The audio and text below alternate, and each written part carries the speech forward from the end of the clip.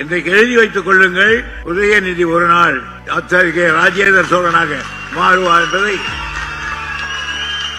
என்னுடைய அரசியல் கணக்கு அது.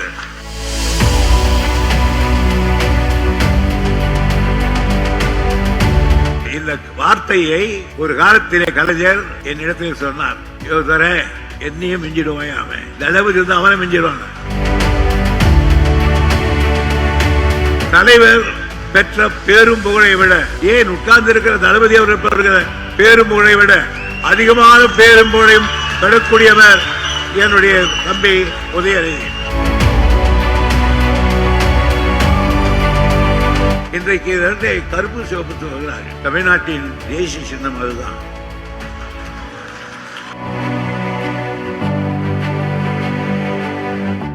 இனி எந்த காலத்திலும் திமுகவுக்கு தீயை கிடையாது என்கிற எண்ணம் ஏற்படுகிறது.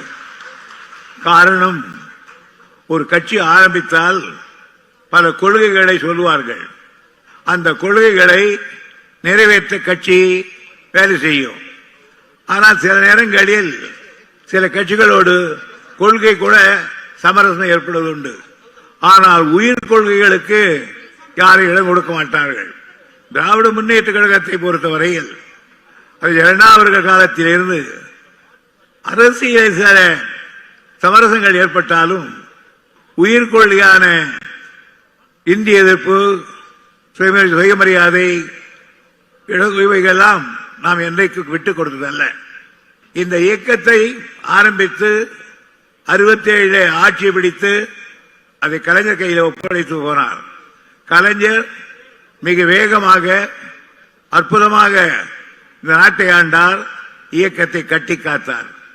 அந்த தலைவரும் மறைகிற பொழுது தளபதியை கூப்பிட்டு என் பாதையை நடு என்று அறிவுறுத்தி அவரிடத்திலே முதலமைச்சரும் அதே போல் கழக தலைவர் ஒப்படைத்திருக்கிறார்.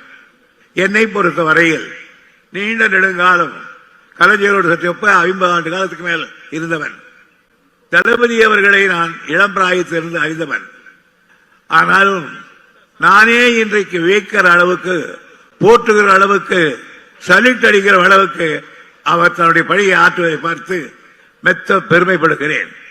காரணம், அவர் கலைஞரிடத்திலே பணியாற்றியவர், கலைஞரிடத்திலே கற்றவர்.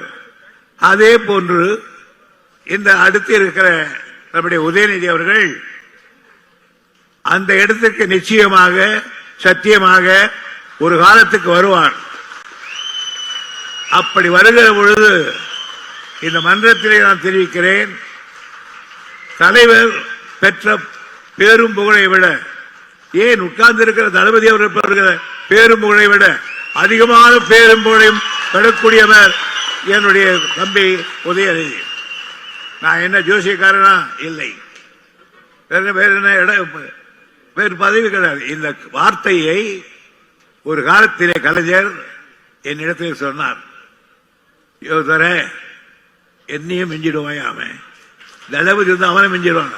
இது இன்றைக்கு நான் சொல்லவில்லை, தளபதிக்கு தெரியும், உதயநிதி தெரியும், நீண்ட நெடுங்காலமாக சொல்லி வருகிறேன். காரணம், இந்த இயக்கத்தை அழியாமல் காக்க வேண்டும். வேற எந்த கட்சிக்கும் இவ்வளவு எதிர்ப்பு கிடையாது, நமக்கு மட்டும்தான் எதிர்ப்பு. தமிழை சொன்னால் எதிர்ப்பு, தன்மானத்தை சொன்னால் எதிர்ப்பு, சுயமரியாதை கேட்டால் அது எதிர்ப்பு, மாநில சுயாட்சி கேட்டால் எதிர்ப்பு.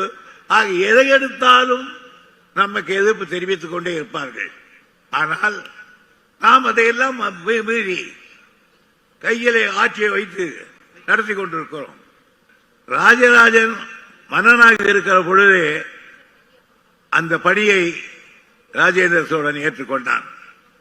ஆனால் ராஜராஜனுக்கு காந்தாலூர் சாலை வரையிலே சாலை ஆட்சி இருந்தது. ஆனால் அவருடைய மகன் ராஜேந்திரன் பர்மா வரையில் அல்ல, தாயிலிருந்து வரையிலே தன் ஆட்சியை நிறுவி காட்டியவன். இன்றைக்கு எழுதி வைத்துக் கொள்ளுங்கள், உதயநிதி ஒரு நாள் அத்தகைய ராஜேந்திர சோழனாக மாறுவார் என்பதை. என்னுடைய அரசியல் கணக்கு அது, என் அரசியல் கணக்கு. காரணம், தளபதிக்கே தெரியும். கிட்டத்தட்ட நான் 60 ஆண்டிலிருந்து தலைவர் குடும்பத்தோடு மற்றும் பழகிறவன். எனவே எனக்கு இப்பொழுது இருப்பதெல்லாம் இந்த கட்சியை தாங்கக்கூடியவர்கள் யார் யார் இருக்கிறார்கள் என்ற எண்ணம் தான். அதை கணக்கு போட்டு அவர் செய்கிற பொழுது பாராட்டுக்குரியதாக அமைந்திருக்கிறது. எதை செய்தாலும் உதயநிதி சரியாக செய்கிறார். என்னுடைய அனுபவத்துக்கும் அவருக்கும் சேர்த்து அந்த முரசொலியை நான் படிக்கிற பொழுது என் கண்கள் பறித்து போய்விட்டது. இனி இந்த இயக்கத்துக்கு அறிவில்லை. எனக்கு இந்த இயக்கத்தை தவிர வேறு இயக்கம் தெரியாது. நான் இன்னும் சொல்ல போனால் ரோட்டில் நடக்கிற பொழுது மற்றவர்கள் கொடி பறந்தால் அந்த நிழல் எம்மையப்படாமல் ஒழுகி போகிறவன் நான். என்னை கலைஞர் அப்படிதான் வளர்த்தார். நான் கலைஞருடைய ஆஸ்தான சிவன். ஆகவே இந்த குடும்பமும் என்னுடைய குடும்பம் போல் இருந்தது. இந்த கூட்டத்தில் சொல்ல வேண்டும் என்றுதான் நான் சொல்லுகிறேன். அப்படி பல பேர் வளர்த்த குடும்பம் அது.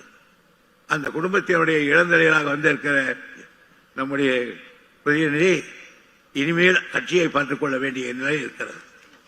இன்றைக்கு இரண்டை கருப்பு சிவப்பு சொல்கிறார்கள்.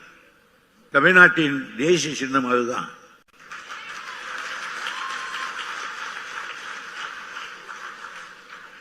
அதில் இருக்கிற என்ன கருப்பு சிவப்பு காரணம்? இருண்டு இருக்கிற இடத்திலெல்லாம் ஒளியேற்றுவதற்கு தான் சிகப்பு போட்டிருக்கிறோம். அந்த சிகப்பு எப்படி இருக்க வேண்டும் என்றால் காலையிலே உதிக்கின்ற ஒரே சூரியனுடைய நிறத்தில் இருக்க வேண்டும். ஆகியனாலே அண்ணா அவர்கள் ஒரே சூரியனையும் கொண்டு வந்து வைத்தார்கள். அந்த ஒளி எப்படி கொஞ்சம் கொஞ்சமாக போய் கடைசியில் இருளை அகற்றுதோ அப்படி நாம் சமுதாயத்தை ஆற்றுக்க வேண்டி கொஞ்சம் கொஞ்சமாக போய் இந்த நாடு பெரிய வேண்டும். ஆனால் எங்க இருள் இருக்கிறது? எல்லா இடத்திலும் வாழ்க்கையில் இருள் இருக்கிறது, சமுதாயத்தில் இருள் இருக்கிறது, இலக்கியத்தில் இருள் இருக்கிறது. இப்படி எல்லா இருளையும் போக்க வேண்டும். அதற்காகத்தான் அண்ணா அவர்கள் மேலே விட்டு கீழே சிவப்பு வந்தார். இந்த சிகப்புக்கு ஒன்று சொல்லுகிறேன். நான் கள்ளக்குறிச்சி மாநாட்டில் பேசி கொடியேற்றப்பட்டு பேசி ஒரு கான்ட்ரவர்சிக்கு வந்தேன். கலைஞர் 1000 ரூபாய் சொல்லியிருக்கார். அந்த சிகப்பு தலைவர் அவர்கள் விடுதலையிலே வேலை செய்து கொண்டிருக்கிற பொழுது அந்த அதுக்கு கருப்பு சிவப்பு என்ற அண்ணா சொல்லிவிட்ட பிறகு கருணாநிதி அசையார் பண்ணினாராம். ஆனால் அங்க ஒரு திருநெல்சாமின்னு ஒருத்தர் இருந்தார். அவர் எல்லாத்தையும் பூட்டிட்டு போட்டாராம் பெரியாருக்கு பண்ண. சிகப்பு அகப்படல. என்ன பண்றது பார்த்தா தலைவர் ஒரு குர்த்தி ரத்தத்தை சிகப்பாக்கி அதை கொண்டு வைத்தார். ஆகவே இன்றைக்கு கொடியில் இருக்கிற சிகப்பு தலைவர் கலைஞருடைய கையில் வந்த ரத்தத்தால் உருவான கட்சி. செய்திகளை உடனுக்குடன் தெரிந்து கொள்ள கீழ்கண்ட கேபிள் மற்றும் டிடிஎச் நெட்வொர்க்குகளில் எம்நாடு செய்தி தொலைக்காட்சியை காணுங்கள். பாதகம் செய்பவரை கண்டால் நாம் பயம் கொள்ளலாகாது பாப்பா. மோதி மிதித்துவிடு பாப்பா, அவர் முகத்தில் உமிழ்ந்துவிடு பாப்பா. அண்மை செய்திகளை உடனுக்குடன் தெரிந்து கொள்ள இணைந்திருங்கள் எம்நாடு தொலைக்காட்சியுடன்.